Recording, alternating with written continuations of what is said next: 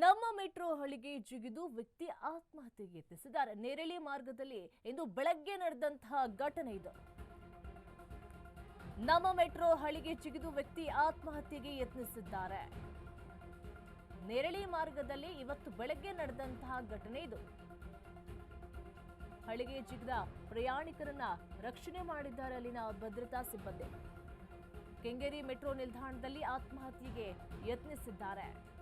ನೇರಳಿ ಮಾರ್ಗದಲ್ಲಿ ಮೆಟ್ರೋ ಓಡಾಟ ವ್ಯತ್ಯಯವಾಗಿದೆ. ಇವತ್ತು ಬೆಳಗ್ಗೆ ನಡೆದಂತಹ ಘಟನೆ ಇದು. ಮೈಸೂರು ರಸ್ತೆಯಿಂದ ಚಲ್ಲಘಟ್ಟ ಕಡೆಗೆ ಸಂಚಾರ ಸ್ಥಗಿತ ಆಗಿದೆ. ನೇರಳೆ ಮಾರ್ಗದಲ್ಲಿ ನಮ್ಮ ಮೆಟ್ರೋ ಹಳಿಗೆ ಜಿಗಿದು ಆತ್ಮಹತ್ಯೆಗೆ ಯತ್ನಿಸಿದ್ದಾನೆ ಯುವಕ. ಅಲ್ಲಿನ ಭದ್ರತಾ ಸಿಬ್ಬಂದಿಯವರನ್ನ ರಕ್ಷಣೆ ಮಾಡಿದ್ದಾರೆ. ನೇರಳೆ ಮಾರ್ಗದಲ್ಲಿ ಇವತ್ತು ಬೆಳಗ್ಗೆ ನಡೆದಂತಹ ಘಟನೆ ಇದು. ಹಳಿಗೆ ಜಿಗಿದಂತಹ ಪ್ರಯಾಣಿಕರನ್ನ ರಕ್ಷಣೆ ಮಾಡಿದ್ದಾರೆ ಭದ್ರತಾ ಸಿಬ್ಬಂದಿ. ನಾವು ಮೆಟ್ರೋಗೆ ಹೋದಾಗ ಅಲ್ಲಿ ಭದ್ರತಾ ಸಿಬ್ಬಂದಿ ಎಲ್ಲೋ ಲೈನನ್ನ ಕ್ರಾಸ್ ಮಾಡಬೇಡಿ, ಹಿಂದೆನೆ ನಿಂತ್ಕೊಳ್ಳಿ ಅಂತ ಹೇಳ್ತಾ ಇರ್ತಾರೆ.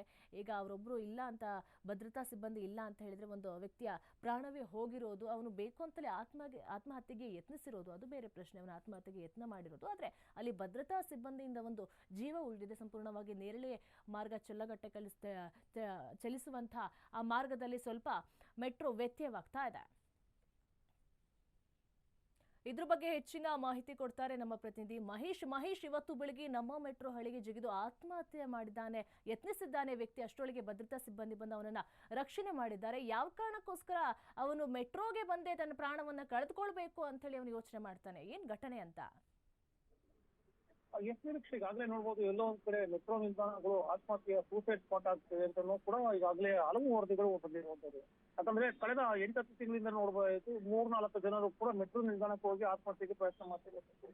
ಆದ್ರೆ ಎಲ್ಲೋ ಒಂದ್ ಕಡೆ ಕೆಲವರು ಬದುಕುಳಿದ್ರೆ ಕೆಲವರು ಸಾವನ್ನಪ್ಪಿರುವಂತದ್ದು. ಇವತ್ತು ಕೂಡ ಬೆಳಗ್ಗೆ ಏನು ಕೆಂಗೇರಿ ಹಾಗೂ ಚಲ್ಲಘಟ್ಟ ಒಂದು ಮೆಟ್ರೋ ನಿಲ್ದಾಣ ಬಳಿ ಇವತ್ತು ಘಟನೆ ಆಗಿರುವಂತದ್ದು. ಕೆಂಗೇರಿಯ ಮೆಟ್ರೋ ನಿಲ್ದಾಣದಲ್ಲಿ ಇವತ್ತು ಏಕಾಏಕಿ ಒಬ್ಬ ಯುವಕ ಬಂದು ಒಂದು ಮೆಟ್ರೋ ಹಳಿಗೆ ಆಡ್ತಾನೆ. ಅಲ್ಲಿದ್ದಂತ ಸಿಬ್ಬಂದಿಗಳು ಅವ್ರನ್ನ ಎತ್ತೋದೇ ಪ್ರಯತ್ನ ಪಡ್ತಾರೆ. ಆದ್ರೂ ಕೂಡ ಕೆಲವು ಸಣ್ಣ ಪುಟ್ಟ ಗಾಯ ಆಗಿರುವಂತ ಹಿನ್ನೆಲೆಯಲ್ಲಿ ಗಾಲೆ ಅವ್ರನ್ನ ಹೆಚ್ಚಿನ ಚಿಕಿತ್ಸೆಗಾಗಿ ಖಾಸಗಿ ಹಾಸ್ಪಿಟಲ್ಗೆ ಸೇರ್ತಿರುವಂತದ್ದು. ಉಳಿದಂತೆ ಅವ್ರು ಯಾರು ಅಂತ ಇದುವರೆಗೂ ಕೂಡ ಮೆಟ್ರೋದವರು ಮಾಹಿತಿ ಕೊಟ್ಟಿಲ್ಲ. ಆದ್ರೆ ಎಲ್ಲೋ ಒಂದ್ ಕಡೆ ಅವರ ಸ್ಥಿತಿ ಗಂಭೀರವಾಗಿದೆ ಅಂತ ಕೂಡ ಮಾಹಿತಿ ಕೊಟ್ಟಿರುವಂತದ್ದು. ಯಾಕಂದ್ರೆ ಕೆಂಗೇರಿ ಬಳಿಯ ಮೆಟ್ರೋ ಸ್ಟೇಷನ್ ಬೆಳಗಿನ ಕೂಡ ಒಂದ್ ರೀತಿ ರಶ್ ಆಗಿರುತ್ತೆ. ಆ ರಶ್ ಅನ್ನೇ ಒಂದ್ ರೀತಿ ಬಳಸ್ಕೊಂಡು ಒಂದ್ ರೀತಿಯಲ್ಲಿ ಏಕಾಏಕಿ ಹಳಿಗೆ ಹಾರಿಸ್ತಾನೆ. ಹಳಿಗೆ ಹಾರಿಸಿದಂಗೆನೆ ಎಲ್ಲೋ ಒಂದ್ ಕಡೆ ಅಲ್ಲಿದ್ದಂತ ಭದ್ರತಾ ಸಿಬ್ಬಂದಿ ಕೂಡಲೇ ಅವನು ಎತ್ಕೊಂಡು ಬಂದು ಒಂದ್ ರೀತಿಯಲ್ಲಿ ಕಾಪಾಡ್ತಾರೆ. ತದನಂತರ ಈಗ ಅವನ ಚಿಕಿತ್ಸೆಗಾಗಿ ಕಳಿಸಿರುವಂತದ್ದು. ಉಳಿದಂತೆ ಏನು ಮೆಟ್ರೋ ನಿಲ್ದಾಣಗಳಲ್ಲಿ ಅಂದ್ರೆ ಕೆಂಗೇರಿ ಹಾಗೂ ಚಲ್ಲಘಟ್ಟ ನಿಲ್ದಾಣಗಳಲ್ಲಿ ಒಂದ್ ರೀತಿಯಲ್ಲಿ ಸ್ವಲ್ಪ ವ್ಯತ್ಯಯ ಆಗಿರುವಂತದ್ದು ಕೂಡ ಮಾಹಿತಿ ಮೆಟ್ರೋ ಅಧಿಕಾರಿಗಳು ಮಾಹಿತಿ ಕೊಟ್ಟಿರುವಂತದ್ದು.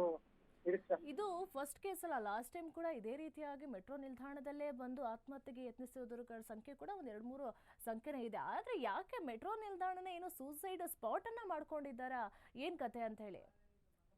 ಈಗಾಗಲೇ ನೋಡ್ಬೋದು, ಕಳೆದ 4-5 ವರ್ಷಗಳಿಂದ ಕೂಡ ಅತಿ ಹೆಚ್ಚು ಆತ್ಮಹತ್ಯೆಗಳು ಸೂಸೈಡ್ ಅಟೆಂಪ್ಟ್ ಆಗ್ತಿರೋದು ಮೆಟ್ರೋ ನಿಲ್ದಾಣಗಳು, ಮೆಟ್ರೋ ಹಳಿಗಳು. ಯಾಕಂದ್ರೆ ಮೆಟ್ರೋ ನಿಲ್ದಾಣದಲ್ಲಿ ಗ್ರಿಲ್ ಹಾಕ್ಬೇಕಾಯ್ತು, ಅಂದ್ರೆ ತಡೆಗೋಡೆ ನಿರ್ಮಾಣ ಮಾಡ್ಬೇಕಾಯ್ತು. ಇದುವರೆಗೂ ಕೂಡ ತಡೆಗೋಡೆ ನಿರ್ಮಾಣ ಮಾಡಿಲ್ಲ. ಕೆಲವು ಕಡೆ ತಡೆಗೋಡೆ ನಿರ್ಮಾಣ ಮಾಡಿರುತ್ತೆ. ಉಳಿದಂತೆ ಹಲವು ಮೆಟ್ರೋ ನಿಲ್ದಾಣಗಳಿಗೆ ತಡೆಗೋಡೆ ನಿರ್ಮಾಣ ಮಾಡಿಲ್ಲ. ಈ ನಿಲ್ದಾಣಗಳಿಗೆ ತಡೆಗೋಡೆ ನಿರ್ಮಾಣ ಮಾಡಿದ್ರು ಕೂಡ ಸಾರ್ವಜನಿಕರಾಗಿರ್ಬೋದು, ಸರ್ಕಾರದ ಹಿರಿಯ ಅಧಿಕಾರಿಗಳು ಕೂಡ ಹೇಳಿದ್ರೆ ಎಲ್ಲೋ ಒಂದ್ ಕಡೆ ಕೇಂದ್ರ ಸರ್ಕಾರ ಅಧೀನ ಬರುವಂತ ಮೆಟ್ರೋ ಅಧಿಕಾರಿಗಳು ಒಂದ್ ರೀತಿಯಲ್ಲಿ ಬೇಜವಾಬ್ದಾರಿ ತೋರ್ತಿರುವಂತದ್ದು.